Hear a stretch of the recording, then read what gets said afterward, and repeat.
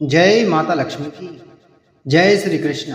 प्रिय भक्तगणों, आज मैं आपको शरद पूर्णिमा व्रत की कथा सुना रहा हूं। जिस दिन स्वयं माँ लक्ष्मी पृथ्वी पर आती हैं और जो भक्त उस रात्रि जागरण करके माँ की आराधना करता है, उसके घर में धन धान्य सुख समृद्धि का सदा ही वास होता है। प्राचीन समय की बात है, एक नगर में एक सेठ और सेठानी रहते थे। उनके पास सब कुछ था, धन दौलत नौकर चाकर सोने चांदी के महल, परंतु उनकी कोई संतान नहीं थी। दोनों पति पत्नी इस दुख से अत्यंत व्याकुल रहते थे और हर देवी देवता की पूजा करते थे। एक दिन नगर में एक संत महात्मा आए। सेठ सेठानी ने उन्हें प्रणाम किया और अपनी व्यथा सुनाई।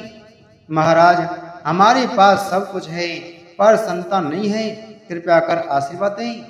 संत ने कुछ देर ध्यान लगाया और बोले, तुम्हें एक कन्या होगी, पर ध्यान रखना उसे शरद पूर्णिमा की रात्रि में कभी भी सोने मत देना। उस दिन उसे जागरण कराना, नहीं तो बड़ा अनर्थ हो जाएगा। सेठ सेठानी ने झुककर आशीर्वाद लिया और कुछ महीने बाद उनके घर एक सुंदर कन्या ने जन्म लिया। धीरे धीरे कन्या बड़ी हुई। सब उसे बहुत प्रेम करते थे। जब कन्या विवाह योग्य हुई, तभी एक वर्ष शरद पूर्णिमा आई। सेठानी को संत की बात याद थी। उन्होंने अपनी बेटी से कहा, बेटी, आज की रात शरद पूर्णिमा है। यह रात माँ लक्ष्मी की आगमन रात्रि है। आज कोई नहीं सोता, अगर तुम सो गई तो अनर्थ होगा। परंतु कन्या को रात जागने की आदत नहीं थी। माँ ने कहा, मैं पूजा करती हूँ, तुम संगीत सुनो, बातें करो, पर सोना मत। कन्या ने कहा, अच्छा माँ, मैं थोड़ी देर लेट जाती हूँ पर सोऊंगी नहीं। पर जैसे ही वह लेटी, नींद ने उसे घेर लिया और वह गहरी नींद में सो गई। रात के तीसरे पहर में माँ लक्ष्मी पृथ्वी पर उतरी। वह हर घर में गई जहाँ लोग जागरण कर रहे थे, भजन कीर्तन हो रहे थे। माँ ने वहाँ धन और समृद्धि का आशीर्वाद दिया। फिर वे सेठ के घर पहुंची। घर में सब जाग रहे थे, बस वह कन्या गहरी नींद में थी। माँ लक्ष्मी ने देखा और बोली, इस घर में तो सब जाग रहे हैं, पर यह कन्या सो रही है, इसका भाग्य अभी जागृत नहीं हुआ। माँ ने क्रोधित होकर कहा, जो आज की रात सोएगा उसका सौभाग्य सो जाएगा। यह कहकर माँ वहां से चली गई। सुबह जब कन्या जागी तो वह बहुत दुर्बल महसूस कर रही थी। धीरे धीरे उसका रंग फीका पड़ गया, शरीर पीला होने लगा। किसी वैद्य या औषधि से कोई लाभ नहीं हुआ। सेठ सेठानी बहुत चिंतित हुए। तभी वही संत पुणे नगर में आए। उन्होंने सेठ से कहा, तुम्हारी बेटी ने शरद पूर्णिमा की रात नींद कर ली थी, इसलिए यह कष्ट सह रही है, परंतु चिंता मत करो। इस बार शरद पूर्णिमा को यदि वह जागरण करेगी, कथा सुनेगी और माँ लक्ष्मी की पूजा करेगी तो सब दोष मिट जाएगा। अगले वर्ष जब शरद पूर्णिमा आई, तब सेठानी ने पूरे विधि विधान से व्रत किया। कन्या ने भी रात्रि जागरण किया, माँ लक्ष्मी की पूजा की, कथा सुनी और क्षमा मांगी। माँ लक्ष्मी प्रसन्न हुई और आकाशवाणी से आवाज आई, हे कन्या, तेरी गलती क्षम्य है। आज से तेरा सौभाग्य लौटेगा, तेरा जीवन धन धान्य और सुख से भर जाएगा। उस दिन से बाद कन्या स्वस्थ हो गई और उसके घर में फिर से खुशियां लौट आईं। शरद पूर्णिमा की रात को चंद्रमा अपनी 16 कलाओं से पूर्ण होता है। ऐसा कहा जाता है कि इस रात चांद की किरणों में अमृत बरसता है, इसलिए इस दिन खीर बनाकर खुली चांदनी में रखी जाती है ताकि उसमें अमृत रस समा जाए। फिर प्रातःकाल वह खीर प्रसाद के रूप में ग्रहण की जाती है।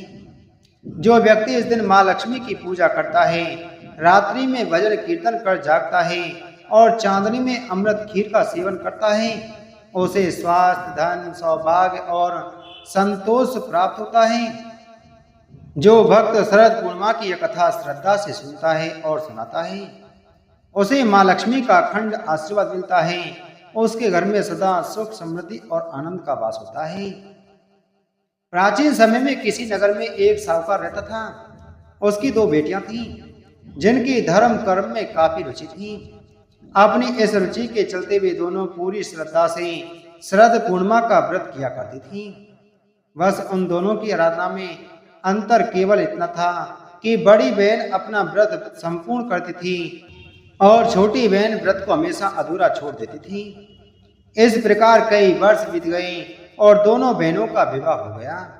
विवाह के पश्चात बड़ी बहन को एक सुंदर एवं स्वस्थ संतान की प्राप्ति हुई, वहीं छोटी बहन संतान सुख से अछूती रह गई।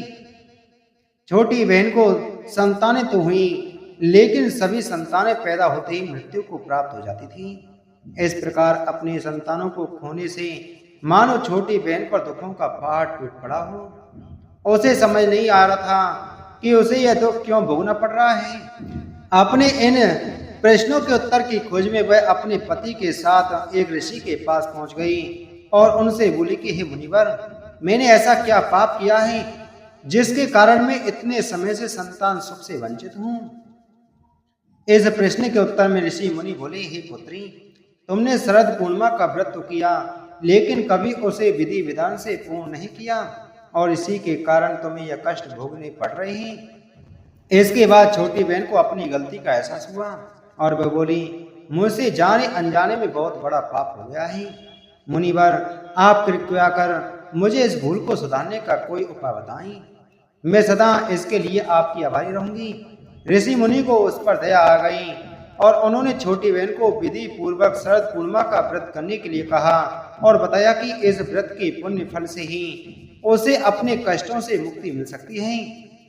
छोटी बहन ने आखिरकार शरद पूर्णिमा का व्रत किया, विधि विधान से पूर्ण किया और इसके परिणाम स्वरूप उसे पुत्र रत्न की भी प्राप्ति हुई। लेकिन भाग्य का खेल देखिए, यह संतान भी ज्यादा दिनों तक जीवित नहीं रह पाई। अपनी इस संतान को भी मृत देखकर छोटी बहन के पांव तले जमीन खिसक गई। लेकिन इस बार उसे लगा कि शायद मैं उसकी बड़ी बहन के पुण्य फल उसके पुत्र के प्राण वापस लौटा दें, और ऐसा सोचकर उसने अपनी संतान को एक पटरे पर चादर से ढककर लिटा दिया और अपनी बड़ी बहन को घर पर बुला लिया। जब बड़ी बहन घर पर आई तो उसने अपनी दीदी से बोला कि आप इस पटरे पर बैठ जाओ। जैसे ही बड़ी बहन बैठने लगी, उसके पल्लू से उस शिशु को स्पर्श किया और वह रोने लगा। इस नन्हे से शिशु को रोता देख बड़ी बहन क्रोधित हो गई और गुस्से में बोली, तुम यह मुझसे कैसा पाप करवाने जा रही थी? अगर इस बच्चे को कुछ हो जाता तो यह सुनकर छोटी बहन बोली, अरे दीदी, यह तो पहले ही मृत था। यह तो आपके भाग्य से जीवित हो गया है। आपने हमेशा शरद पूर्णिमा का व्रत विधि पूर्वक किया है और यह उसका ही फल है कि आपके पल्लू के स्पर्श मात्र से मेरी संतान जीवित हो गई है।